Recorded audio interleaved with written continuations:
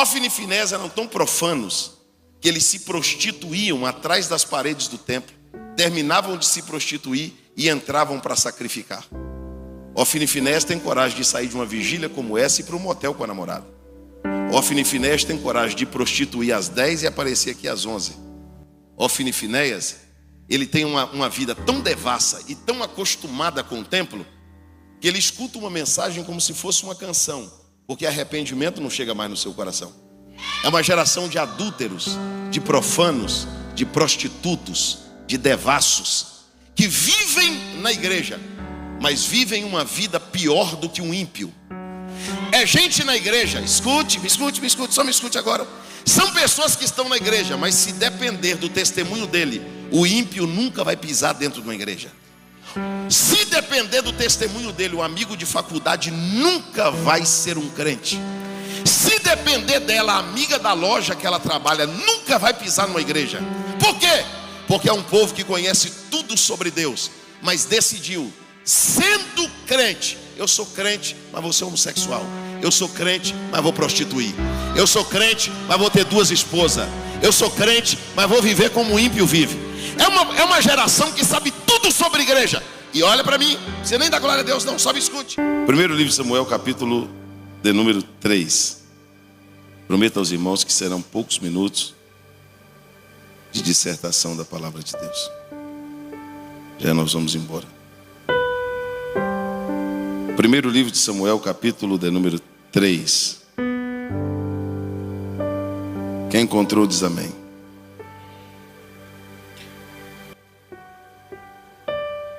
E o menino Samuel ministrava perante o Senhor sobre a direção de Eli. E naqueles dias, raramente o Senhor falava. E as visões não eram frequentes. Certa noite, Eli, cujos olhos estavam ficando tão fracos que já não podia mais enxergar, estava deitado no seu lugar de costume. E antes que a lâmpada de Deus se apagasse, o Senhor chamou Samuel. Toda a igreja diga comigo assim: e antes, vamos lá bem forte, e antes que a lâmpada de Deus se apagasse. Meus queridos irmãos, nesses minutos que nós vamos falar da palavra de Deus, eu estava conversando ontem com o pastor Henrique. Nós estamos passando por uma transição geracional. Eu tenho escutado da boca de muitas pessoas, muitas, centenas de pessoas. Eu já ouvi alguns dizer que a igreja vai acabar, a igreja vai fechar, e não vai existir mais igreja, que do jeito que a carruagem está indo, e tudo vai descer por água abaixo. Se você conversar com um crente mais antigo aí, que tem 30, 40 anos de crente, ele está totalmente escandalizado com tudo que está acontecendo, perdendo a fé. Eles nunca viram o que está acontecendo no nosso tempo, no meio dos crentes, na vida dos crentes. Uma igreja que, de forma tão natural, aconteciam coisas maravilhosas, esplêndidas, sinais, maravilhas, prodígios. Isso está se tornando uma coisa totalmente extinta. Os dons espirituais, que era uma coisa extremamente comum na igreja, hoje é uma coisa quase que absurda. Eu contei um testemunho na internet aí que viralizou bastante. Eu estava numa igreja, pastor Henrique, fui pregar numa igreja num determinado estado, e uma irmã começou a falar em línguas estranhas, assim, bem alto para profetizar. E o Senhor Deus me deu o discernimento, e eu disse ao pastor da igreja, falei: pastor, o diabo está falando na boca daquela irmã. Ele falou: não, pastor, não pode ser o diabo, essa irmã profetiza há 10 anos aqui na igreja, ela é a profeta nossa aqui da igreja. Eu falei: pois é, pastor, mas quem está falando na boca dela é o diabo. Ele falou: se é o diabo, então repreende. Eu repreendi, e ela caiu endemoniada, rosnando igual um porco dentro da igreja, rolando no chão. E o pastor disse assim: e agora, como é que eu vou explicar para a igreja as profecias que há 10 anos ela está falando aqui? Eu falei: não, pastor, o diabo está falando aqui há 10 anos porque não tem quem ensina espírito aqui. É por isso que as pessoas falam em língua e não tem quem interprete. Muita gente sem resposta porque a profecia não existe mais. E a gente está vivendo um tempo em que isso aqui se tornou uma verdade. As visões se tornaram raras. E a voz de Deus já não é tão frequente mais no nosso meio. Samuel agora, pastor Henrique, está vivendo num tempo tão difícil, porque ele está convivendo com uma geração que está indo e com uma geração que está vindo. Eu vou falar aqui para vocês só 20 minutos, bem rapidinho, o que esse moço está passando. Esse moço, ele foi criado na igreja, pastor Marco Aurélio. A mãe dele levou ele, consagrou ele, entregou ele no templo. Mas Eli, o sacerdote, ele também tem 2 filhos. Os filhos de Eli também foram criados na igreja, como Samuel também foi. Os filhos de Eli nunca foram pagãos, nunca serviram a Astarote, a Baal, a Azera. Os filhos de Eli conheciam tudo sobre o Pentateuco, sobre as leis de Deus. Os filhos de Eli conheciam, pastor Alisson, tudo sobre o litúrgico. Os filhos de Eli, pastor Ironilson, sabiam o que era culto, o que era hino, o que era mensagem. Mas os filhos de Eli, chamados Ofni e Finéias, diga comigo, Ofni e Finéias. Vamos lá, fala forte que eu termino rápido. Ofni e Finéias. Eles decidiram, porque isso não é um destino, é uma escolha.